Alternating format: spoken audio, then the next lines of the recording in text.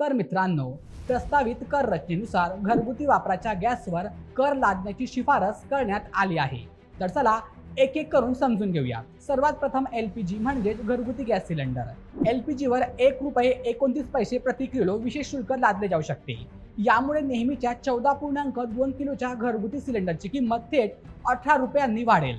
दुसरे PNG म्हणजेच पाईपलाईनद्वारे पुरवला जाणारा गॅस. घरगुती PNG वापरासाठी ₹1.43 प्रति स्टँडर्ड युनिट मीटर म्हणजेच SCM अतिरिक्त शुल्क आकारण्याचा प्रस्ताव आहे. यामुळे महिन्याच्या गॅस बिलात सुमारे 2% थेट वाढ होणार आहे. घरगुती LPG 14.2 किलो ₹1.29 किलो सिलेंडर मागे ₹18 दरवाढ.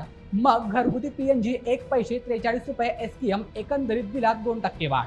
या कराच्या माध्यमातून दरवर्षी $1.5 अब्ज म्हणजे सुमारे 12,500 कोटी रुपये उभे करण्याचे सरकारचे उद्दिष्ट आहे.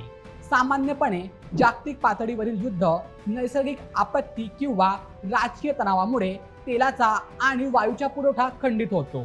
तेव्हा देशातील वाहतूक आणि उद्योग ठप्प पडू नयेत म्हणून भूमिगत आणि सुरक्षित साठे तयार केले जातात. भारत आपल्या गरजेच्या 90% कच्चे तेल आयात करतो. सध्याचा साठा काय आहे ते जाणून घेऊया. सर्वात प्रथम भूमिगत रणनीतिक साठा म्हणजेच SPR 5.33 दशलक्ष मेट्रिक टन, केवळ 9.5 दिवसांचा साठा.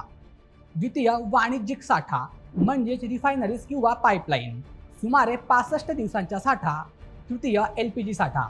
देशात सध्या सुमारे 45 दिवसांचा साठा उपलब्ध आहे.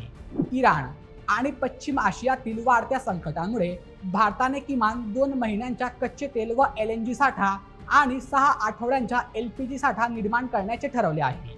यासाठी पुढील 10 वर्षात कच्चे तेल अतिरिक्त 28 दशलक्ष मेट्रिक टन, LNG अतिरिक्त 9 दशलक्ष टन, LPG अतिरिक्त 4 दशलक्ष टन साठ्याचे नियोजन आहे. मित्रांनो, देशाची ऊर्जा सुरक्षा अत्यंत महत्त्वाची आहे, यात शंका नाही. जागतिक पातळीवर होणाऱ्या भूराजकीय घडामोडींचा म्हणजेच जिओपॉलिटिकल कॉन्फ्लिक्टचा फटका भारताला बसू नये यासाठी रणनीतिक साठा उभारणे काळाची गरज आहे.